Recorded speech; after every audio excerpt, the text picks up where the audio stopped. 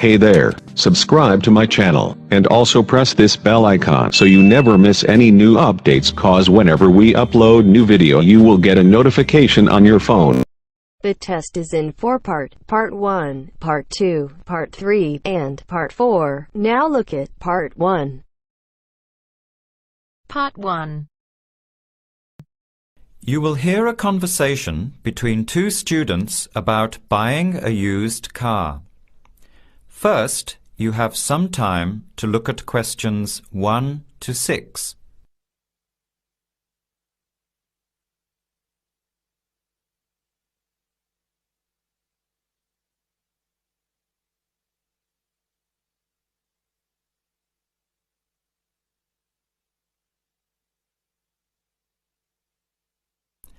Answer the questions as you listen. You will not hear the recording a second time. Listen carefully to the conversation and answer questions 1 to 6.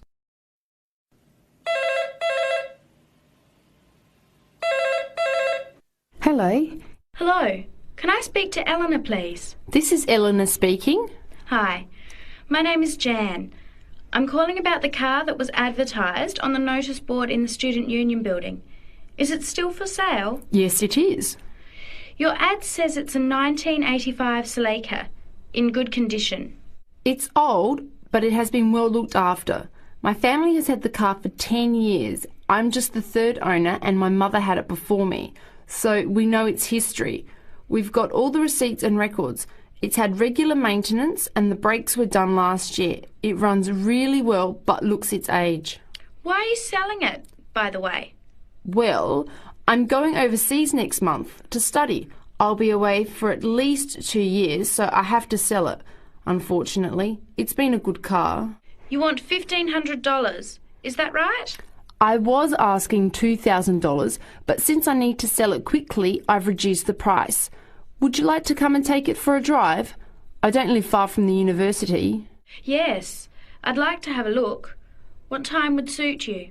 Any time this evening is fine. Well, I finish classes at 6 o'clock. How about straight after that? Say 6:30? Great, I'll give you directions. When you leave the main gate of the university, turn left on South Road and keep going until you get to the Grand Cinema. Take the first right, that's Princess Street. I'm at number 88 on the right. So it's 80 Princess Street. No, it's 88 Princess Street and the suburb is Parkwood. You'll see the car parked in front. It's the red one with the for sale sign on it.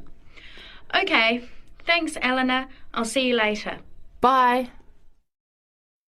Before you hear the rest of the conversation, you have some time to look at questions 7 to 10.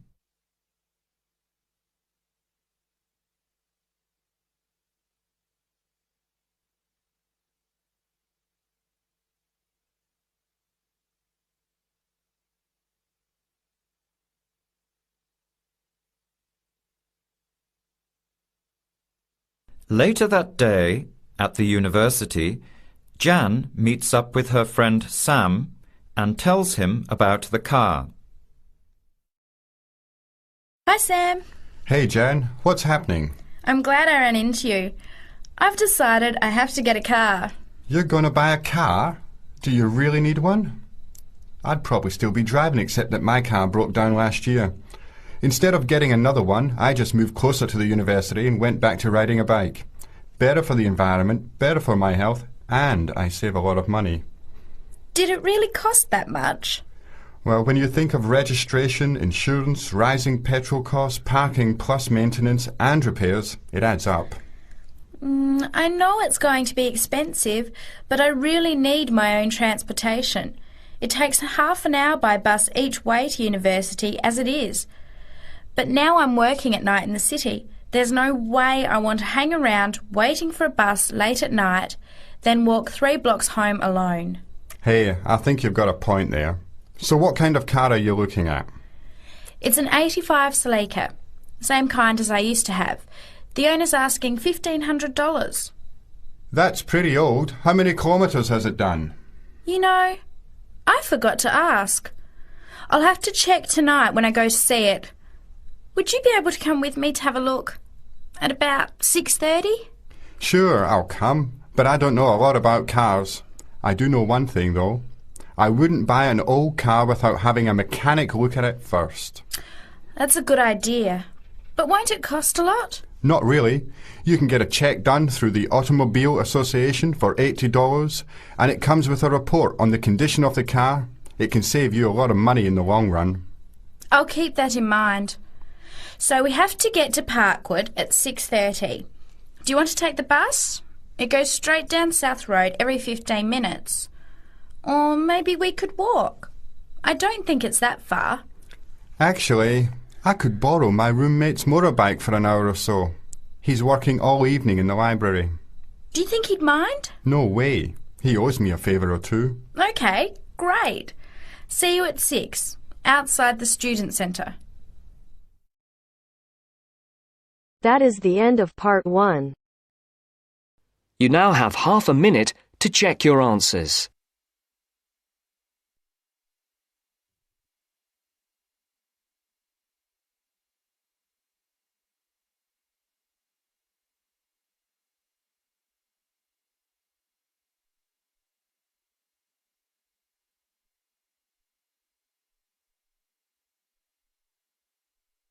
Now turns to part 2. Part 2. You will hear part of an interview between Dr. Hilsden, a member of staff on a fashion design course, and a student, Julia, who is applying to do the course.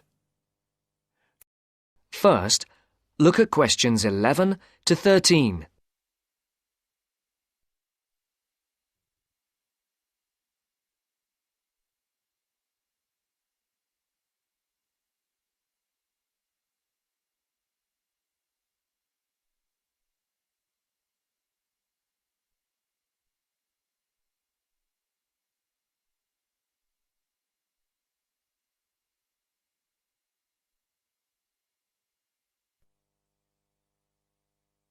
Right, Julia. So, from your CV and portfolio, and what you've already told me, you seem to be very much the sort of person we're looking for on the postgraduate course.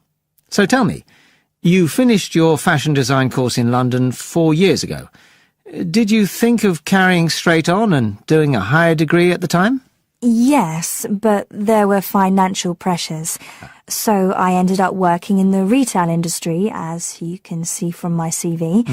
And actually it was a very useful experience. In what way? Well, I was lucky to get the job with Fashion Now. They're a big store.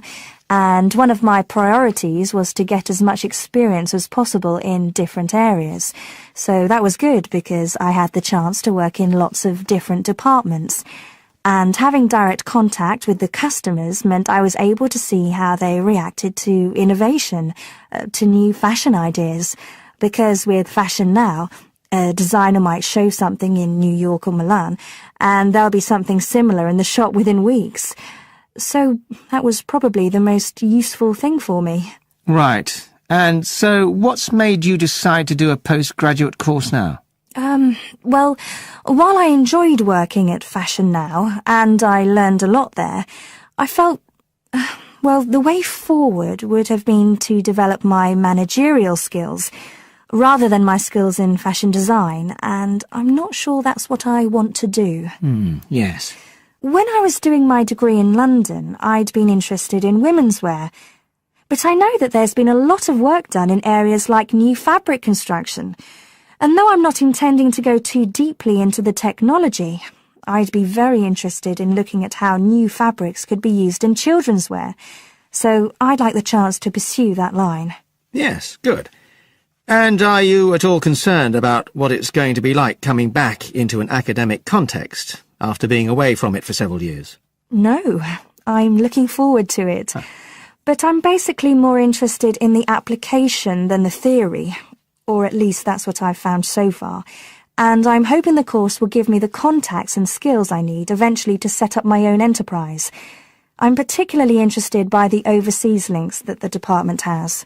Yes, many of our students look overseas or to international companies for sponsorship of their projects. Before the talk continues, look at questions 14 to 20.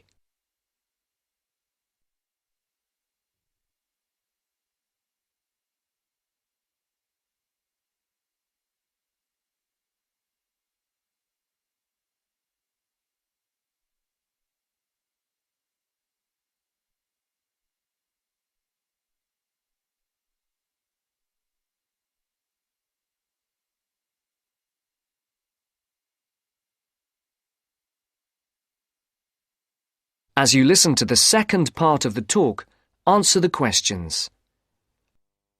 And the facilities here look excellent. I just went to look at the library. It's really impressive. There's so much room compared with the one at my old university. Yes, most students find it's a good place to study. And there are link-ups to other universities, of course, and all the usual electronic sources. The staff run an information skills programme, which we recommend all postgraduates do in the first week or two. Design students find these special collections particularly useful. Yes. Then we have a separate computer centre, which has its own academic coordinator, Tim Spender. He's got a background in art design, and the ethos of the centre is that it's a studio for innovation and creativity, rather than a computer laboratory. Oh, right. I liked the study spaces where students can sit and discuss work together. Very useful for joint projects.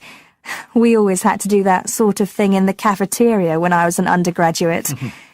And I read in the brochure that there's a separate resource for photography. Yes, it's called Photomedia. It's not just for photography, but things like digital imaging and new media. It's a resource for all our students, not just fashion design. And we encourage students to work there, producing work that crosses disciplinary boundaries. It's well used.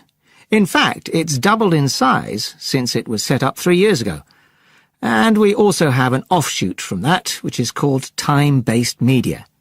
This is for students who want to develop their ideas in the area of the moving image or sound. That's in a new building that was specially built for it just last year. But there are plans to expand it, as the present facilities are overstretched already. Right. Now, is there anything you'd like to ask about the course itself? I know it's a combination of taught modules and a specialist project, but how does assessment fit in? Well, as you'd expect on a course of this nature, it's an ongoing process. The degree course has 4 stages, and there are what we call progress reviews at the end of each of the first 3. Then the final assessment is based on your project. You have to produce a report, which is a critical reflection on your work. And is there some sort of fashion show? There's an exhibition. The projects aren't all focused on clothes as such. Some are more experimental, so that seems more appropriate. We ask representatives of fashion companies along, and it's usually well attended. Right. And another thing I wanted to ask. That is the end of part 2. You now have half a minute to check your answers.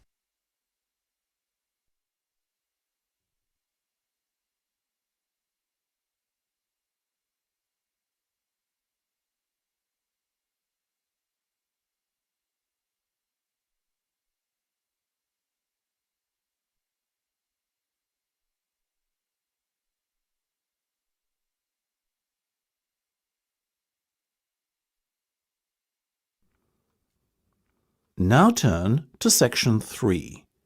Section 3. You will hear a discussion between 2 students and their tutor. First, you have some time to look at questions 21 to 25.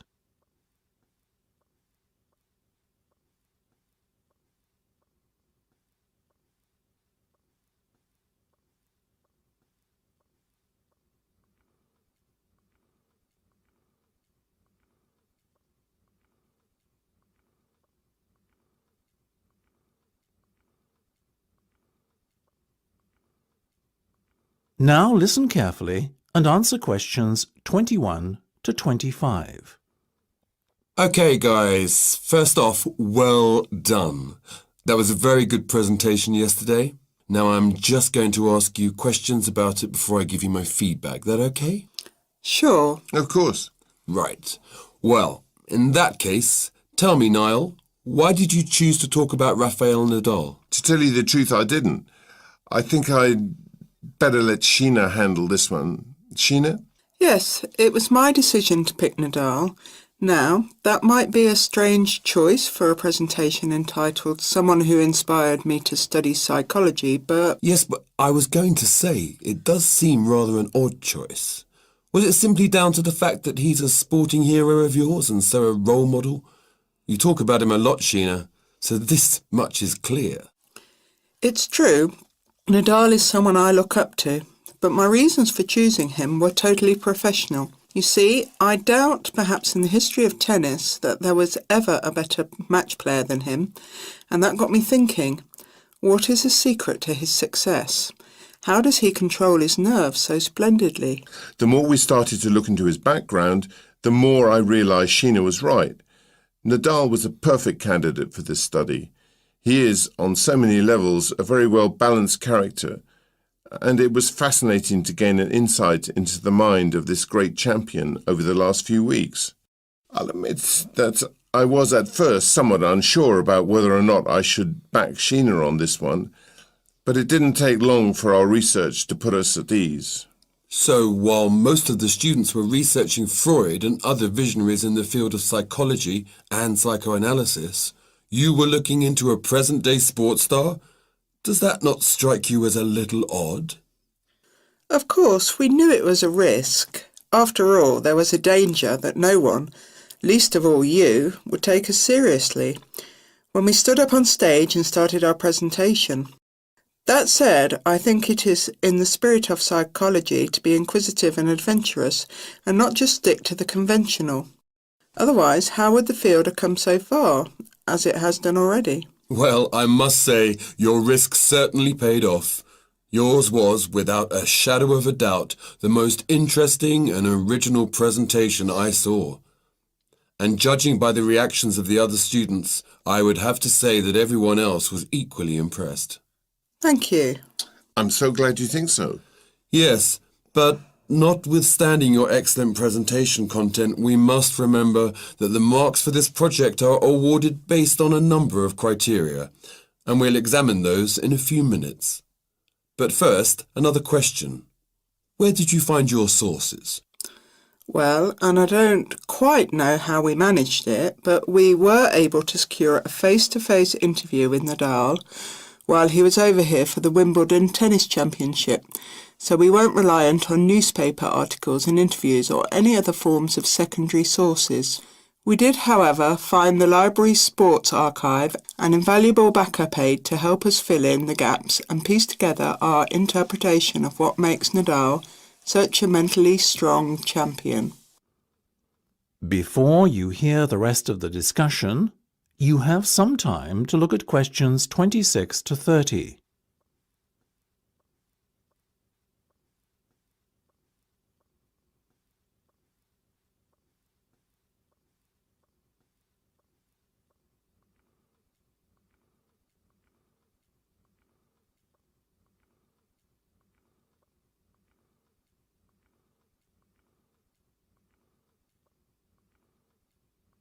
Now listen and answer questions 26 to 30. Okay, well, as I said, congratulations again for your excellent work. Now it's time for my feedback. The first area where marks were awarded is in your use of equipment. I felt that had you not been a little too reliant on the overhead projector, and had you, for example, used the interactive whiteboard and audio equipment a little more effectively, you would have received top marks in this section. As things stand, though, your use of equipment was still very satisfactory. It's just a shame as it was an opportunity missed to score full points. The next area I was asked to assess is content. As you might have guessed, I simply can't fault you on that. Highly original work, so well done. As for your timing, I felt that the two of you were a little too over-rehearsed, so the presentation felt, at times, a little robotic. That said, again, it was very satisfactory, and you would get full points for effort. Sadly, though, there is such a thing as trying too hard, and that costs you top marks here, I'm afraid. Oh, I see. Right. What was particularly impressive, though, was the thick handout you'd prepared for everyone. I took it home to read through it afterwards, and it was very well written. But not alone that, it also enhanced my experience of the presentation itself on the day, as I was able to refer to the handout for further information on what was being discussed and to answer any questions I had. Very nice.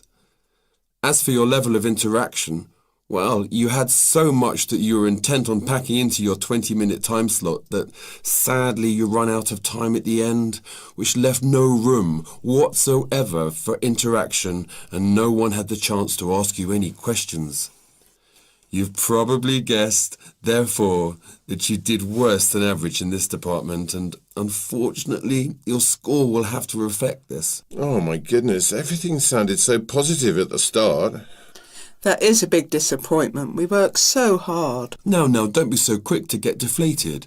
Remember, your presentation skills only count for 15% of the project grade. Your score in this assessment, even if it were terrible, would still not be enough to prevent you from getting top marks overall. It's very hard to score well in the presentation assessment anyway, so believe me, you both did reasonably well. Thank you. I wish I felt like that. Yes, your feedback was very constructive. We're just a little disappointed with ourselves. Why? That's the end of section 3. You have half a minute to check your answers.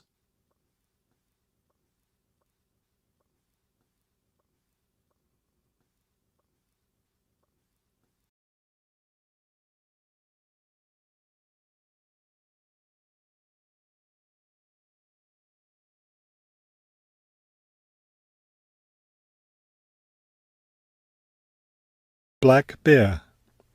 First, you have some time to look at questions 31 to 35 on page 126.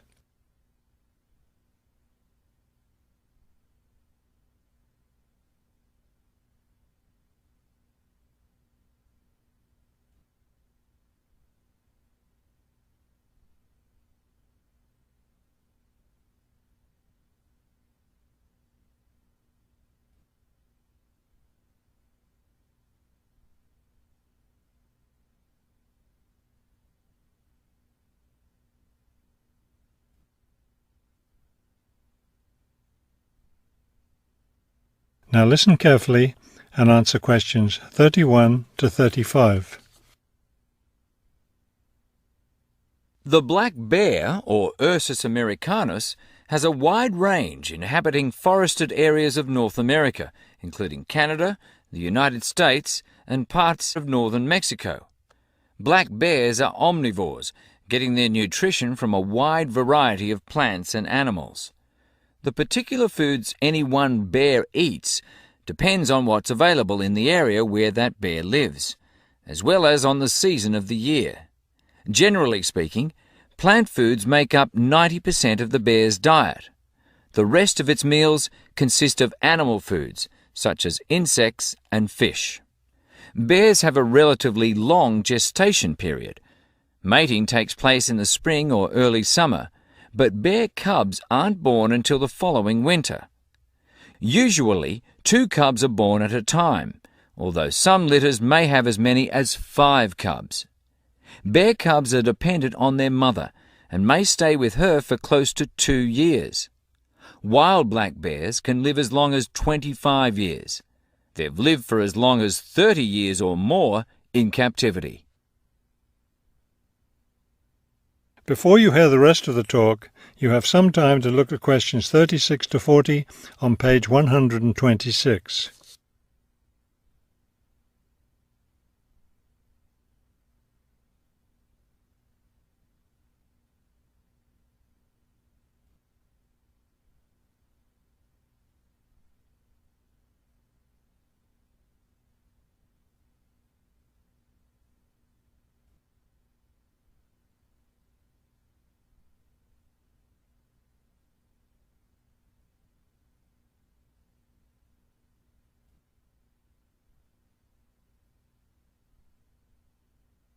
Now listen carefully and answer questions 36 to 40. Much of the black bear's range coincides with the range of its close cousin, the grizzly bear. Although these bears are somewhat similar in appearance and habits, it isn't difficult to tell the difference between them. Colour isn't necessarily a distinguishing characteristic, as both species of bears occur in a range of colours from almost blonde to dark brown or black. Many black bears, however, have a patch of fur on their chests that's lighter in colour than the rest of their fur. Grizzly bears don't have this patch. Size isn't always a distinguishing feature either, although grizzly bears are usually heavier with an average weight of 225 kilos. Black bears average 140 kilos in weight. Grizzly bears spend time digging in the ground for roots and tubers that make up part of their diet. The large muscles they need for this give them a distinct shoulder hump.